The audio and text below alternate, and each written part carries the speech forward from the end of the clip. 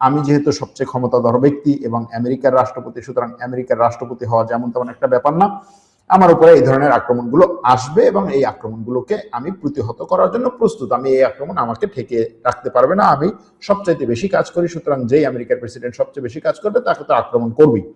এটা হচ্ছে তার কথা। এবং তার আশেপাশে যারা তার সাপোর্টার বা তাকে যারা হচ্ছে একেবারে সিরিয়াসলি সাপোর্ট করে, বিশেষ করে ধর্মীয় দিক থেকে তাকে যারা গুরু মনে করে এবং হচ্ছে বড় বড় কি বলে মানে তাকে অনেক সময় হচ্ছে যিশু খ্রিস্ট অথবা হচ্ছে ঈশ্বরের স্পেশাল ভাবে প্রেরিত কোনো ব্যক্তি হিসাবে দেখে, তারা বলছে যে হ্যাঁ এই দেখো তার উপরে যে আক্রমণগুলো হচ্ছে, বারবার আক্রমণ হচ্ছে এবং সে এই আক্রমণ থেকে বেঁচে যাচ্ছে, এর কারণ হচ্ছে সে মূলত কি বলে এটাকে, সে ঈশ্বরের মাধ্যমে, ঈশ্বরের দ্বারা সে নিরাপত্তা, ঈশ্বরের নিরাপত্তা বেষ্টনীতে সে আছে। এই ধরনের জিনিসগুলোকে তাকে নিয়ে সামনে নিয়ে আসা হবে। গতকালকে হামলার পর মালির সরকারের পক্ষ থেকে আজকে তাদের বিরুদ্ধে বড় আকারের পাল্টা আক্রমণ বা পাল্টা হামলা, অথবা সেটাকে মালির সেনাবাহিনী বলছে পাল্টা অভিযান, তারা সেটা শুরু করেছে এবং মালির সেনাবাহিনীর দাবি অনুযায়ী সেই অভিযানে শত শত সশস্ত্র গোষ্ঠীর সদস্যকে তারা হত্যা করেছে। যদিও এই দাবির পক্ষে এখনো পর্যন্ত ভিজুয়াল কোনো প্রমাণ পাওয়া যায়নি।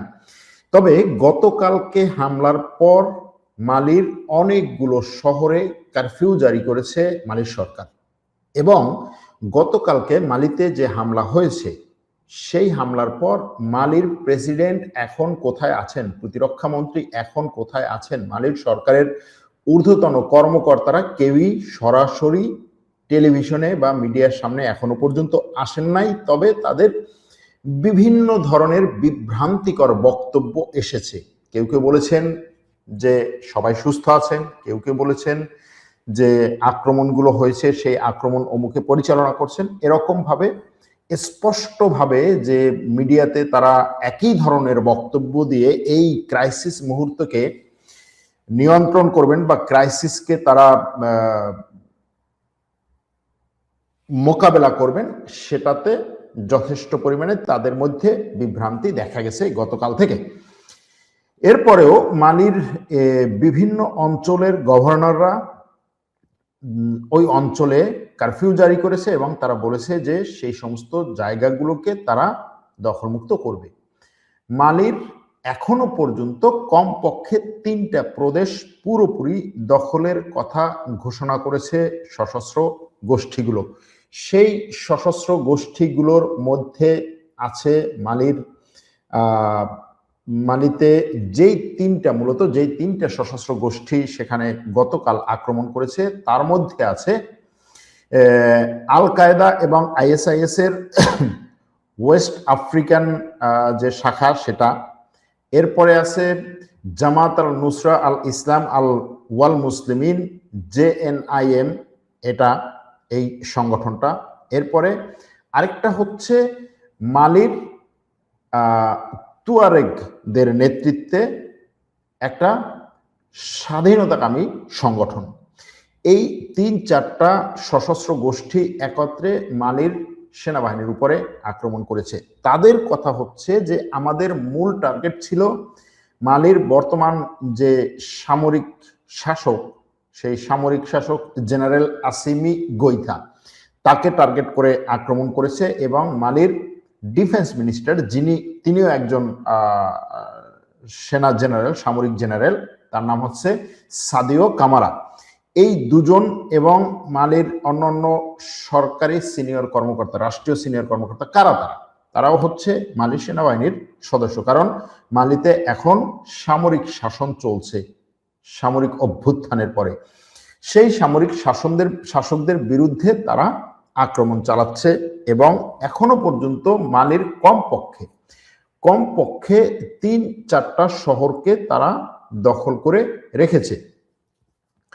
এই 3-4টা শহরের মধ্যে আছে কাতি, বিশেষ করে বামাকোর পাশে ছোট্ট একটা শহর কাতি, এবং এই কাতির বাইরেও মানে মালির রাজধানী বামাকো এবং কাতি এর বাইরে গাও এবং কিনদাল নামক দুটো শহরকে পুরোপুরি দখলে রেখেছে এই সশস্ত্র গোষ্ঠীগুলো। মালির সরকারের এই পদক্ষেপকে পদক্ষেপে সম্মতি দিয়েছে প্রায় সবগুলো দেশ। আর এই সশস্ত্র গোষ্ঠীগুলোর যে আক্রমণ, এই আক্রমণের বিরুদ্ধে সরাসরি অবস্থান নিয়েছে রাশিয়া। রাশিয়া বলেছে যে এই আক্রমণকে প্রতিহত করার জন্য মালির সেনাবাহিনীকে সব ধরনের সাপোর্ট দিবে এবং এই আক্রমণকে ব্যর্থ ভাষায় নিন্দা জানাচ্ছে। আর মালির এই যে সশস্ত্র গোষ্ঠীগুলো, বিশেষ করে জাওয়াত আল নুসরা, যেটা ওটার প্রধান একটা বক্তব্যে আজকে রাশিয়াকে আহ্বান জানিয়েছে যে তুমি মালির সরকারের সাথে সব ধরনের সম্পর্ক ছিন্ন করো, কারণ মালির সরকারের সাথে সম্পর্ক ছিন্ন করলে মালির জনগণের সাথে তোমার সম্পর্ক হবে, এরকম একটা ব্যাপার। আর মালির উপরে এই যে আক্রমণ, এই আক্রমণের নিন্দা জানিয়েছে আফ্রিকার বিভিন্ন দেশ। মরক্কো নিন্দা জানিয়েছে, আফ্রিকান ইউনিয়ন নিন্দা জানিয়েছে, আমেরিকা নিন্দা জানিয়েছে, আরো অনেকগুলো দেশ নিন্দা জানিয়েছে এবং তারা তাদের মৌখিক সমর্থন জ্ঞাপন করেছে। এখন মালির সরকার এই শহরগুলোতে কারফিউ জারি করে সেখানে এদের বিরুদ্ধে আক্রমণ শুরু করেছে, কিন্তু শহরগুলোর নিয়ন্ত্রণ নিতে পারবে কিনা, কতদিন লাগবে এই নিয়ন্ত্রণ নিতে, বা আসলেই নিয়ন্ত্রণ নিতে পারবে কিনা, সশস্ত্র গোষ্ঠীগুলো পাল্টা আক্রমণ করবে কিনা, সেটা আমরা দেখবো এবং জানাবো আপনাদেরকে। এবারে আসি মার্কিন যুক্তরাষ্ট্রের প্রেসিডেন্ট ডোনাল্ড ট্রাম্পের উপরে আজকে তাকে টার্গেট করে আক্রমণ করা হয়েছে। টার্গেটের আক্রমণটা ছিল আসলে খুবই গুরুত্বপূর্ণ একটা গুরুত্বপূর্ণ ঘটনা এ কারণে যে মার্কিন প্রেসিডেন্ট ডোনাল্ড ট্রাম্প তার হোয়াইট হাউসের যে সমস্ত সাংবাদিকরা যারা হোয়াইট হাউসে মার্কিন প্রেসিডেন্ট এবং তার কর্মকর্তাদের সব ঘটনাকে ফলো করেন এবং সেখান থেকে সংবাদ পরিবেশন করেন, তাদের অ্যাসোসিয়েশনের আয়োজনে একটা ডিনার ছিল। এটা প্রত্যেক বছরই হয়, বাৎসরিক ডিনার, এবং হোয়াইট হাউস করেসপন্ডেন্টস অ্যাসোসিয়েশন এরা হোয়াইট হাউসে ঢোকার অনুমতি পায়, বা সব যে কোনো সাংবাদিকই সেখানে ঢোকার অনুমতি পায় না। তো তাদের এই আয়োজনে president Donald Trump, president JD Vance এবং অন্যান্য যে মন্ত্রীরা তারা সবাই ছিল সেই আয়োজনে। আয়োজনটা হয়েছিল আমেরিকার ওয়াশিংটন ডিসির একটা হোটেলে। এখন এই যে ওয়াশিংটন ডিসির হোটেলে আয়োজনটা হচ্ছে, সেই আয়োজনের জাস্ট যখন আয়োজনটা চলছে, ট্রাম্প সেখানে বসা আছে, 40 মিনিট পরে ট্রাম্প ভাষণ দিবে। ঠিক সেই সময়ে সেই হলের বাইরের যে হচ্ছে সিকিউরিটি গেট, সেখানে একজন ব্যক্তি দৌড়ে এসে সেখানে থাকা নিরাপত্তা কর্মীদের উপরে আক্রমণ করে হলের মধ্যে ঢোকার চেষ্টা করে, কিন্তু ঢুকতে পারে না। নিরাপত্তা কর্মীরা তাকে ঠেকিয়ে দেয়। কিন্তু সেই মুহূর্তে মোটামুটি পুরো হল জুড়ে একটা হুলস্থুল কাণ্ড ঘটে যায়। সবাই যে যেভাবে পারে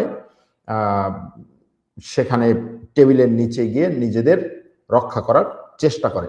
দৌড়ে এসে হলের মধ্য থেকে প্রথমে সেখানকার সিক্রেট সার্ভিস তারা প্রথমে সরিয়ে নেয় মার্কিন ভাইস প্রেসিডেন্ট জেডি ভ্যান্সকে। প্রথমে তাকে সরিয়ে নেয়, যেটা হওয়া উচিত যে প্রথমে সেখান থেকে নিরাপদে সরিয়ে নেবে প্রেসিডেন্টকে, কিন্তু তারা ভাইস প্রেসিডেন্টকে আগে সরিয়ে নেয়। প্রেসিডেন্ট মোটামুটি এরকম তাকিয়ে থাকে যে কি অবস্থা, আমাকে কেন নিচ্ছেন, এরকম মনে হয় একটা অবস্থা ছিল। তারপরে প্রেসিডেন্টকে সরিয়ে নেয়। তো এই দুজনকে সরিয়ে নেওয়ার পরে সেখানে অন্য যে মন্ত্রীরা ছিল তারাও মোটামুটি একটু ভেলা চাকা খেয়ে দাঁড়িয়ে যায় যে এরকম একটা নিরাপত্তা শঙ্কার মধ্যে যখন এই হল আছে, তখন আমাদের অবস্থা কি? প্রেসিডেন্ট ভাইস প্রেসিডেন্টকে তো সরিয়ে নেওয়া হলো, আমাদের কি অবস্থা হবে? যাই হোক, পরবর্তীতে তাদেরকেও সরিয়ে নেওয়া হয়। এখন তাদের উপরে হামলা হয়নি, ওই হলের মধ্যে কোনো হামলা হয়নি, হলের বাইরে হামলাটা হয়েছে। কিন্তু হামলার টার্গেট কে ছিল?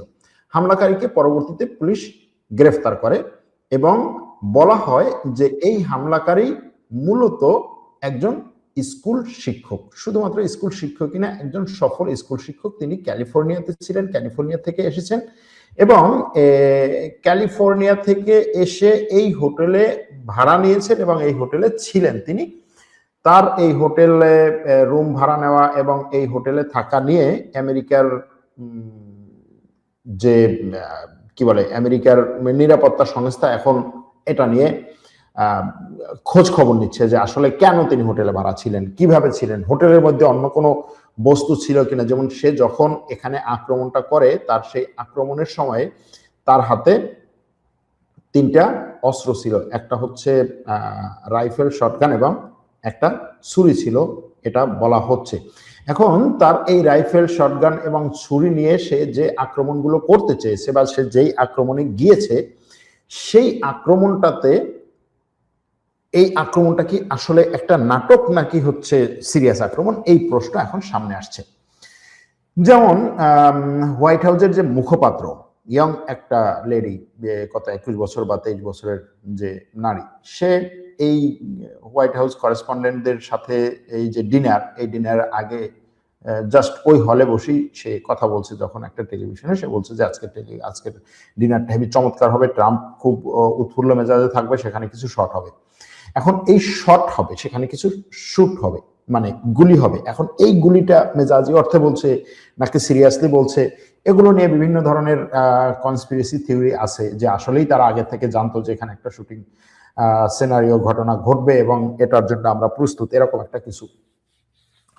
এখন জিনিসটা হচ্ছে যে এখানে এটা নাটকীয় হোক বা এটা হচ্ছে আগে থেকে পরিকল্পিত হোক বা এটা সত্যি সত্যি ট্রাম্পের উপরে আক্রমণ হোক, যাই হোক, ট্রাম্প এটাকে সর্বোচ্চভাবে ব্যবহার করবে, এটা নিশ্চিত।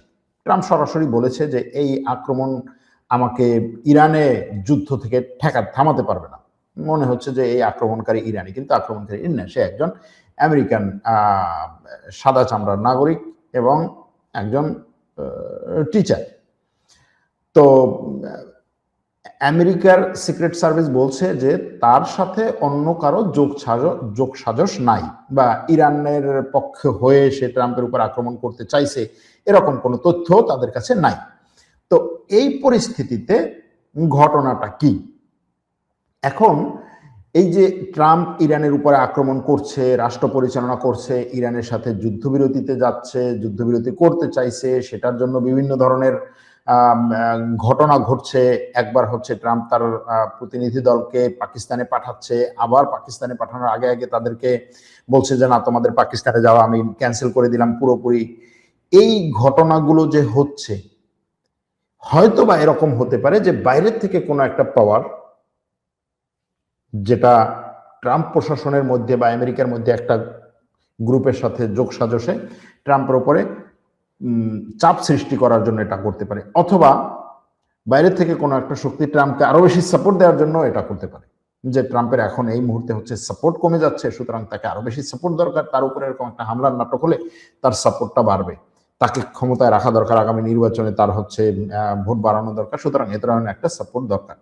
কারণ ট্রাম্প গত 2 বছর আগে ক্ষমতায় বসার পর এখনো পর্যন্ত তার উপরে প্রায় সরাসরি 2টো হামলা, আক্রমণ। একটা আক্রমণে তো সে নির্বাচনের সময়ের আক্রমণ, নির্বাচনের ক্ষমতায় আসার আগে না, এই আগে তো সে নির্বাচনের সময়ের আক্রমণে তো সে অল্প একটুর জন্য বেঁচে যায়। তারপরে ক্ষমতায় বসার পরে তার বিভিন্ন জায়গায় হামলার পরিকল্পনা করা হয়, তার বাসভবনে হামলার পরিকল্পনা করা হয়, তার উপরে হামলার পরিকল্পনার অভিযোগে কয়েকজনকে গ্রেফতার করা হয়।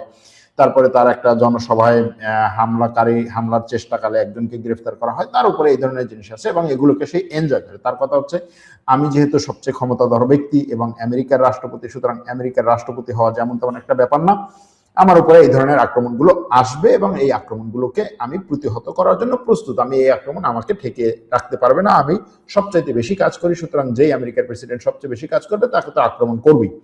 এটা হচ্ছে তার কথা। এবং তার আশেপাশে যারা তার সাপোর্টার বা তাকে যারা হচ্ছে একেবারে সিরিয়াসলি সাপোর্ট করে, বিশেষ করে ধর্মীয় দিক থেকে তাকে যারা গুরু মনে করে এবং হচ্ছে বড় বড় কি বলে, মানে তাকে অনেক সময় হচ্ছে যিশু খ্রিস্ট অথবা হচ্ছে ঈশ্বরের স্পেশাল ভাবে প্রেরিত কোনো ব্যক্তি হিসাবে দেখে, তারা বলছে যে হ্যাঁ, এই দেখো তার উপরে যে আক্রমণগুলো হচ্ছে, বারবার আক্রমণ হচ্ছে এবং সে এই আক্রমণ থেকে বেঁচে যাচ্ছে, এর কারণ হচ্ছে সে মূলত কি বলে এটাকে, সে ঈশ্বরের মাধ্যমে, ঈশ্বরের দ্বারা সে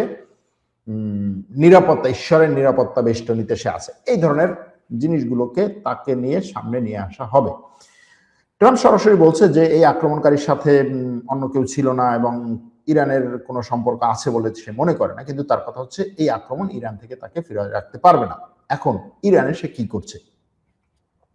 ইরানে তার একটা প্রতিনিধি দল পাঠানোর কথা ছিল, ট্রাম্পের ইরানে প্রতিনিধি দল পাঠানোর কথা ছিল। এখন সেই প্রতিনিধি দল ইরানে পাঠানো থেকে সে সরে আসছেন। তিনি বলছেন না, আমার এই প্রতিনিধি দল ইরানে পাঠানোর দরকার নাই, এবং শেষ মুহূর্তে তিনি বলছেন যে এদের ইরানে পাঠানোর দরকার নেই, কারণ ইরানের সাথে ইরানে পাঠানোর কথা বলছি বারবার, প্রতিনিধি দলকে পাকিস্তানে পাঠানোর কথা ছিল। পরবর্তীতে তিনি পাকিস্তানে পাঠানোর থেকে সরে আসছেন, বলছেন না, তাদের পাকিস্তানে যাওয়ার দরকার নেই। কেন দরকার নেই? এর কারণ হচ্ছে ইরানের বর্তমান ক্ষমতায় কে আছে এটা ইরানিরাই জানে না। মানে ইরানের এখন সিদ্ধান্তে কে আছে এটা ইরানিরাই জানে না, তার এই কথা। এবং মুজতবা খামেনাই জীবিত আছে কিনা, মারা গেছে, এটা নিয়েও কিন্তু তার বিভিন্ন ধরনের বক্তব্য আছে। তার এই বক্তব্য কিন্তু কয়েকটা জিনিসকে সামনে নিয়ে আসে। আসলে সত্যি সত্যি মুজতবা খামেনাই জীবিত আছেন কিনা, কারণ মুজতবা খামেনাই এই যুদ্ধ শুরু হওয়ার পরে এবং মুজতবা খামেনাই তার বাবার মৃত্যুর পরে তাকে যে নির্বাচিত করা হলো, তারপর এখনো পর্যন্ত কোনো ধরনের ভিডিও বক্তব্য বা লাইভে আসেন নাই। তার কোনো ভিডিও বক্তব্য এখনো পাওয়া যায়নি। দু একটা শর্ট ভিডিও যেগুলো ছাড়া হয়েছে সেগুলো হচ্ছে এআই দিয়ে তৈরি বলে বিভিন্ন সূত্র দাবি করছে। সুতরাং তার এই ৪৫ দিনে কোনো ভিডিও নাই, কোনো ভয়েস রেকর্ডও নাই, যে কারণে আসলেই তিনি জীবিত আছেন নাকি মারা গেছেন এটা নিয়ে শঙ্কাটা আমেরিকার প্রশাসনে যথেষ্ট পরিমাণে প্রবল। এবং ট্রাম্প তার এই বক্তব্যের মাধ্যমে এই জিনিসটাকে স্পষ্ট করার চেষ্টা করছেন বা এই জিনিসটা নিয়ে আসার চেষ্টা করছেন যে যদি মুজতবা খামেনাই জীবিত থাকে তাহলে তাকে সামনে নিয়ে আসা হোক, অথবা যদি এরকম হয় যে আমেরিকা বা ইসরায়েল সত্যি সত্যি জানে না যে মুজতবা খামেনাই কোথায় আছে, সুতরাং সে কোনো না কোনোভাবে সামনে আসুক এবং তারা জানুক যে সে কোথায় আছে, এটাও হতে পারে।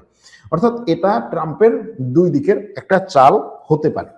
কিন্তু বাস্তবতা যদি এটা হয় যে আসলেই ইরানের সর্বোচ্চ ধর্মীয় নেতা জীবিত আছে কিনা এটা নিয়ে ইরানের মধ্যেও সংশয়, এবং যারা এই ইরানের সাথে আমেরিকার মধ্যস্থতা করার বিষয়ে আলোচনা চালাচ্ছে তারাও আসলে আমেরিকাকে এমন একটা বার্তা বা এমন একটা এক্সপ্রেশন দিচ্ছে যে হ্যাঁ, একজন হচ্ছে এক কথা বলছে, অন্যজন অন্য কথা বলছে, বা তারা হচ্ছে একটা ফাইনাল সিদ্ধান্তে আসতে পারছে না। এরকম কিছু যদি হয় তাহলে আমেরিকা এটাকে সিরিয়াসলি ব্যবহার করতে চাইবে। তবে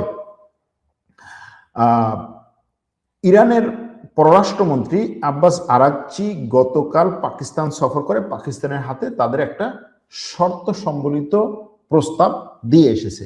পাকিস্তান সেই প্রস্তাবকে আমেরিকার কাছে পৌঁছে দিয়েছে। আমেরিকা বলছে এই প্রস্তাবের উপরে ভিত্তি করে আমরা ইরানের সাথে আলোচনায় যেতে পারি না, এই প্রস্তাবগুলো আসলে আলোচনায় যাওয়ার জন্য কোনো প্রস্তাব না, অর্থাৎ এই প্রস্তাবগুলো কি বলে এটাকে গ্রহণ করার মতো কোনো প্রস্তাব না, এটা হচ্ছে আমেরিকার কথা।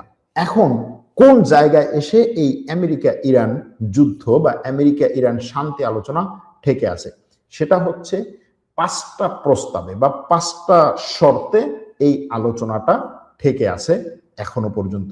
সেই 5টা শর্ত কি মোটামুটি হয়তো জানা, আপনারাও ধারণা করতে পারেন যে 5টা শর্ত কি, কিন্তু তারপরও আমি স্পষ্ট করার জন্য এখানে 5টা শর্তকে সামনে নিয়ে আসছি।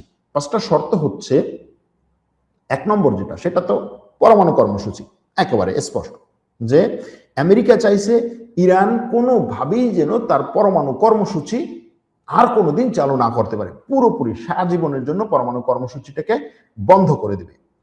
আর ইরান বলছে যে না, তুমি পরমাণু কর্মসূচি নিয়ে যদি তোমার সন্দেহ থাকে, শঙ্কা থাকে, আমি কিছুদিনের জন্য, কয়েক বছরের জন্য পরমাণু কর্মসূচি বন্ধ রাখবো, আন্তর্জাতিক সংস্থাগুলো সেগুলো নিয়ন্ত্রণ করবে, কিন্তু একটা নির্দিষ্ট সময়ের জন্য, অনির্দিষ্ট কালের জন্য আমি এটা বন্ধ করব না।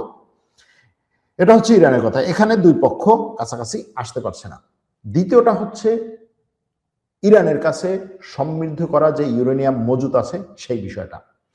ইরানের কাছে বর্তমানে প্রায় 400-450 কেজি যে সমৃদ্ধ করা ইউরেনিয়াম আছে, আমেরিকা বলছে সেটা পুরোপুরি আমেরিকার কাছে হস্তান্তর করতে হবে। ইরান বলছে তার এই সমৃদ্ধ করা পরমাণু কোনোভাবেই আমেরিকার হেফাজতে দেয়া যাবে না, আমেরিকার কাছে হস্তান্তর করা যাবে না, এই ব্যাপারে সে কোনো ছাড় দেবে না। এই দুটো হচ্ছে এখন সবচাইতে বড় যে মানে জায়গা যেখানে তারা আটকে গেছে সেটা। এরপরে আছে হরমুজ প্রণালী এবং বন্দর অবরোধ। ইরান বলছে আমি হরমুজ প্রণালী শর্ত সাপেক্ষ অবরোধ করে রাখবো, শিথিল করে রাখবো এখান থেকে যাওয়া আসা। আমেরিকা বলছে আমি ইরানের বন্দরগুলো আটকে রাখবো। ইরান বলছে আমার বন্দর যদি খুলে না দাও তাহলে আমি হরমুজ প্রণালী খুলবো না। আমেরিকা বলছে তুমি যদি হরমুজ প্রণালী খুলে না দাও তাহলে তোমার বন্দরগুলো আটকে রাখবো। আর এই যে দুই পক্ষের দুটো চাওয়া, এই দুটো চাওয়াকে ফাইনাল করার জন্য একটা শান্তি চুক্তি দরকার। আমেরিকার কথা হচ্ছে স্থায়ী শান্তি চুক্তি না হলে আমি আমার এই যে ইরানের বন্দরগুলোকে অবরোধ করে রেখেছি সেটাকে আমি ছাড়বো না। এরপরে আরেকটা আছে, সেটা হচ্ছে ইরানের জব্দ করা অর্থ। ইরানের ধারণা করা হয় যে প্রায় 220 মিলিয়নের মতো হচ্ছে জব্দ করা অর্থ আছে। 220 মিলিয়নের, এই 20 বিলিয়নের মতো, 220 বিলিয়নের মতো জব্দ করা অর্থ আছে ইরানের। বাইরের দেশে আমেরিকার দোসররা জব্দ করে রেখেছে। ইরান বলছে পুরোটা ফেরত দিতে হবে। এখন এই পুরোটা ফেরত দেয়া অথবা এখান থেকে 20 বিলিয়ন, শুধুমাত্র 20 বিলিয়ন ফেরত দেওয়া, এটা নিয়েও আলোচনা চলছে, না পুরোটা না 20 বিলিয়ন। আবার অনেকে বলছেন যে না, এখানে আসলে 220 বিলিয়ন ডলার জব্দ করাই নেই, এত অর্থই নেই বাইরে ইরানের, আছেই মাত্র 20 বিলিয়ন, সেই 20 বিলিয়ন হয়তো ফেরত দেওয়া যেতে পারে বা সেটা নিয়ে আলোচনা হতে পারে। আমেরিকা অবশ্য বলছে যে না, এই টাকা ফেরত দেওয়া হবে না, কখনো বলছে যে না, এই টাকা ফেরত দেওয়া নিয়ে আমরা আলোচনা করতে পারি। আবার ইরান যখন তার আলোচনায় শক্ত হচ্ছে তখন বলছে না, এই টাকা আমি ফেরত দেবো না। এরপরে ইরান আরেকটা জিনিসকে সামনে নিয়ে আসছে, সেটা হচ্ছে এই যুদ্ধে যে ক্ষতি হয়েছে ইরানের, সেই ক্ষতিপূরণ দিতে হবে আমেরিকা ইসরায়েলের। ইরানের ক্ষতি হয়েছে কত? ইরানের হিসাব অনুযায়ী তাদের প্রায় 27,000 কোটি ডলারের ক্ষতি হয়েছে এই যুদ্ধে, অর্থাৎ 270 বিলিয়ন ডলার ক্ষতি হয়েছে ইরানের। এই ক্ষতিপূরণ আমেরিকাকে দিতে হবে, তা না হলে ইরান শান্তি চুক্তিতে যাবে না। এখন এই যে শান্তি চুক্তিতে যাওয়া না যাওয়া নিয়ে দুই পক্ষের মধ্যে একটা টানাপোড়েন চলছে। এর মধ্যেই আমেরিকা বলছে ইরানের সাথে আমার আর এখন পাকিস্তানের মধ্যস্থতায় আলোচনা করার দরকার নাই, আমি ইরানের সাথে আলোচনা করব এখন টেবিলে, ফোনে আলোচনা করব। শুধু এখান থেকে 15 ঘন্টা জার্নি করে তারপরে পাকিস্তানে গিয়ে বিমান নিয়ে এই অর্থ সম্পদগুলোকে খরচ করে, ব্যাপক পরিমাণে অর্থ খরচ করে তারপরে আমার হচ্ছে এটার জন্য আলোচনা করার দরকার নেই। তাদের সাথে আলোচনা করার জন্য আমার একটা টেলিফোনই যথেষ্ট। এখন প্রশ্ন করা দরকার ট্রাম্পকে যে এটা আজকে কেন তার মনে হলো। মানে দেখেন, ট্রাম্পের যে আলোচনার ধাপ, এক ধাপ, দ্বিতীয় ধাপ, তৃতীয় ধাপ, সে উল্টো দিক দিয়ে যাচ্ছে। স্বাভাবিকভাবে কি হয়, আলোচনা হয় প্রথম মধ্যস্থতাকারীদের মাধ্যমে টেলিফোনে, এরপরে টেলিফোনের আলোচনার পরে হচ্ছে নিম্ন লেভেলের কর্মকর্তাদেরকে বা টেকনিক্যাল টিমকে পাঠানো হয় এই আলোচনার বিষয়টাকে ফাইনাল করার জন্য। এরপরে শীর্ষ লেভেলের কর্মকর্তাদেরকে পাঠানো হয় এই আলোচনাকে একেবারে পুরোপুরি একটা চুক্তিতে নিয়ে আসার জন্য। ট্রাম্প করেছে উল্টোটা, প্রথমে শীর্ষ কর্মকর্তাদেরকে পাঠিয়েছে, সেটা বিফল। তারপরে টেকনিক্যাল লেভেলের পাঠিয়েছে, সেটাও বিফল। এখন বলছে আমরা ফোনে আগে আলাপ করব। দেখা যাক কোন দিক থেকে যায়। ট্রাম্প ভিন্ন টাইপের খেলা খেলতে চাইছে এবং এই খেলা চলছে। এই খেলা চলাকালীন সময়ে লেবানন এবং গাজা ভূখণ্ডে ইসরায়েলি সেনাবাহিনী এবং ফিলিস্তিনে ইসরায়েলি দখলদারদের আক্রমণ তীব্র হচ্ছে। দিন যত যাচ্ছে ইসরায়েলের ওই অঞ্চলে আক্রমণ তীব্র, কিন্তু ইরান যুদ্ধটা একটু হলেও স্থিমিত হওয়ার কারণে এটা নিয়ে এখন সবার একটা আছে, এটার একটা কি বলে শান্ত কিছুটা হচ্ছে, মানুষজন শান্ত। আচ্ছা ঠিক আছে, ও গুড, ভালোই তো। ভিডিও ভালো লাগলে লাইক, কমেন্ট, শেয়ার করবেন আর চ্যানেলটিকে সাবস্ক্রাইব করে আমাদের সাথেই থাকবেন।